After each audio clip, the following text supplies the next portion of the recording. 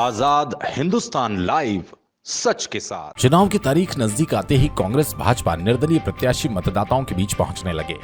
कांग्रेस भाजपा व निर्दलीय प्रत्याशियों का चुनाव प्रचार तेज होता जा रहा है। मानधाता विधानसभा क्षेत्र में 12 प्रत्याशी मैदान में डटे हुए हैं। मानधाता से भाजपा प्रत्याशी नारायण पटेल ने कांग्रेस के उत्तम पाल सिंह भी मानधाता विधानसभा क्षेत्र के कई गांव में लगातार जनसंपर्क कर लोगों का आशीर्वाद प्राप्त कर रहे हैं। प्रदीप ठाकुर और अन्य निर्दलीय प्रत्याशी ओंकारेश्वर दर्शन कर चुनाव के लिए घर घर जाकर लोगों को समझाइश देकर अपने पक्ष में चुनाव में आशीर्वाद प्राप्त कर रहे हैं।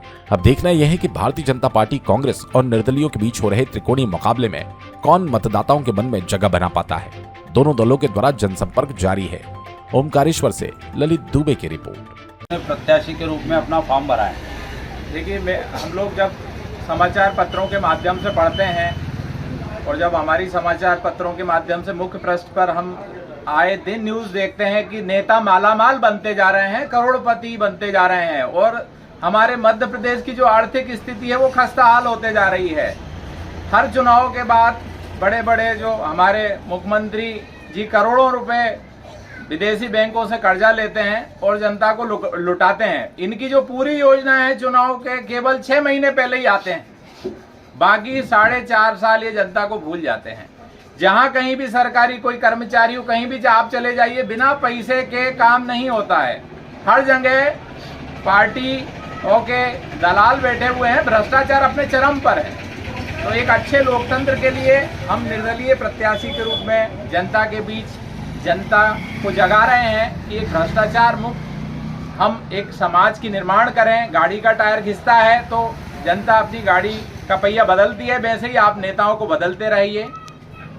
अभी विपक्ष चूंकि मानधाता विधानसभा क्षेत्र में मजबूत है, उत्तम पाल सिंह जी पूर्व विधायक के पुत्र यहाँ से लड़ रहे हैं और मानधाता विधायक चूंकि नारायण पटेल सरकार की जन कल्याणकारी योजनाओं को लेकर मतदाताओं के बीच जा रहे हैं, तो क्या आप अपनी जीत के प्रति कितने आश्वस्त हैं? इन दोनों दिग्गजों को किस प्रकार आप परास्त करेंगे? देखिए, दिग्गजों की आप छोड़िए, मैं मानधाता 175 के चुनाव आयोग से मांग करता हूं कि इसको निरस्त किया जाए, क्योंकि पिछले 3 तारीख को यहाँ के जो जनसंपर्क विभाग है उसको मेरे को पीडीएफ के माध्यम से मेरा चुनाव चिन्ह टीवी मिला था, जो एक दिन बाद जब 4 तारीख को मेरे को चुनाव कार्यालय पुनासा बुलाया गया तो मेरा इन्होंने चुनाव चिन्ह ही बदल दिया। उस दिन इन्होंने मेरा चुनाव चिन्ह टीवी से बदलकर रेफ्रिजरेटर एसी कर दिया। मतलब रात भर में इन्होंने टीवी से एसी बना दिया। तो भ्रष्टाचार कितने चरम पर है। मैं कहीं ना कहीं यह एक प्रश्न उठाता हूं कि कितने साफ पारदर्शिता से चुनाव हो रहे हैं।